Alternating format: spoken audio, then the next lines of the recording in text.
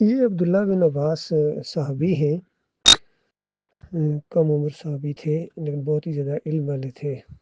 عمر رضی اللہ تعالیٰ کی بہت عزت کرتے تھے ان کے علم کی وجہ سے۔ تو امام راضی جو اپنی تفسیر میں لائے ہیں وہ انہی کا قول لائے ہیں، عبداللہ بن عباس کا، کہ عبداللہ بن عباس کہتے ہیں کہ یہ سجدہ جو تھا یہ اللہ کو ہوا تھا، مسجود اللہ ہے۔ کتنی کلیئر بات ہے۔ امام بخاری اسی انداز سے لائے ہیں، وہ خوابوں کی تعبیر کا باب لائے ہیں اور اس میں سجدے کا ذکر ہی نہیں کیا انہوں نے، جو بنیاد ہے ان سب کے سجدہ تعظیمی والوں کی۔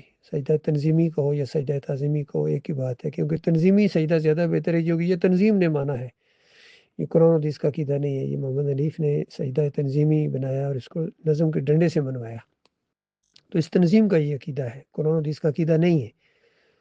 قرآن و حدیث کا عقیدہ یہ ہے کہ تمام انبیاء اللہ کو سجدہ کرتے تھے، جب بھی کوئی نشانی سامنے آئے تو خصوصیت کے ساتھ بے اختیار یعنی سجدہ ریز ہو جاتے تھے۔ سورہ مریم 58 نمبر آیت پڑھو، قرآن کے اوپر تمہیں کیوں یقین نہیں ہے؟ سارے نبیوں کی سنت بیان ہوئی ہے وہاں کہ جب ان کے سامنے اللہ کی نشانی آتی تھی تو یہ سجدہ ریز ہو جاتی تھی اللہ کے سامنے۔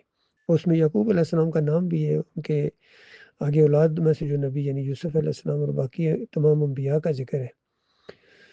تو یہ یوسف علیہ السلام کا اقتدار کے اوپر پہنچنا، ان کو نبوت ملنا، یہ اللہ کی نشانی تھی۔ جو اللہ نے بات کہی وہ بالکل سچی ثابت ہو گئی، تو یہ اللہ کی نشانی ہوتی ہے۔ جس طرح نبی علیہ السلام کو جب یہاں سے نکالا جا رہا تھا تو اللہ تعالیٰ نے سورہ بنی اسرائیل میں کہا کہ عنقریب آپ یہاں فاتح کی حیثیت سے آئیں گے۔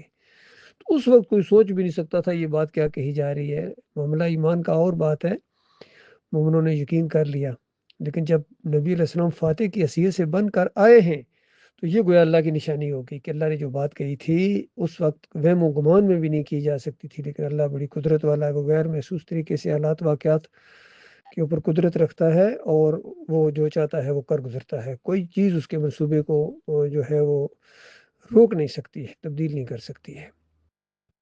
تو یہ اللہ کی نشانی، نبی علیہ السلام فاتح کی حیثیت سے داخل ہو رہے ہیں اور گویا جھکے جا رہے ہیں، اونٹنی کے اوپر بیٹھے ہوئے بھی اللہ کے سامنے سجدہ ریز ہو رہے ہیں۔ تو یہی انداز انبیاء کا ہوتا ہے۔ یہاں محمد حنیف صاحب کو بڑی شدید ٹھوکر لگی ہے اور پھر ماحول ایسا اللہ تعالیٰ نے بنا دیا کہ یہ انہوں نے ضد اور انا کا مسئلہ بنا دیا، کیونکہ یعقوب علی نے وہ پہلے لے لیا ڈاکٹر صاحب کی وہ تفسیر، اب محمد حنیف کیا کریں؟ اب سوائے مخالفت کے ان کے پاس کچھ بھی نہیں تھا، تو اس کے لیے ان کو اتنے جھوٹ بولنے پڑے، اتنے قرآن کی آیات کو توڑنا مروڑنا پڑا۔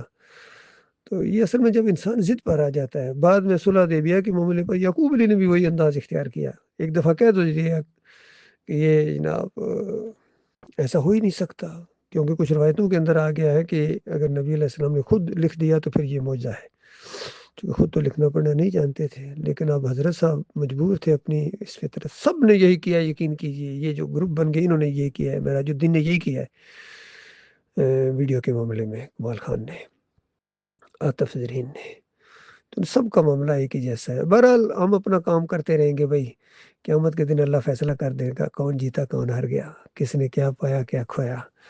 ہمارے جو ساتھی ہیں وہ بالکل ان کے ساتھ نہیں الجھنا ہے۔ دین کی دعوت، توحید، رد شرک، کفر بالطاغوت، اس کے اوپر فوکس رکھو میرے بھائیو۔ جو یہ کام کر رہا ہے وہ ہمارا بھائی ہے، بس جہاں بھی ہے جدھر بھی ہے، اور جو دوسرے مسائل چھیڑتا ہے، ادھر ادھر کی باتیں کرتا ہے، بس اس کو چھوڑ دو اس کے حال کے اوپر، وہ اپنا ٹائم ضائع کرتا ہے۔ ہمارے پاس اتنا ٹائم نہیں ہے، ہمیں تو کنسٹرکٹیو کام کرنے کے لیے بہت تھوڑا ٹائم ہے، اور ان کو پتہ نہیں ڈسٹرکٹیو کام کرنے کے لیے ان کے پاس کہاں سے ٹائم آ جاتا ہے۔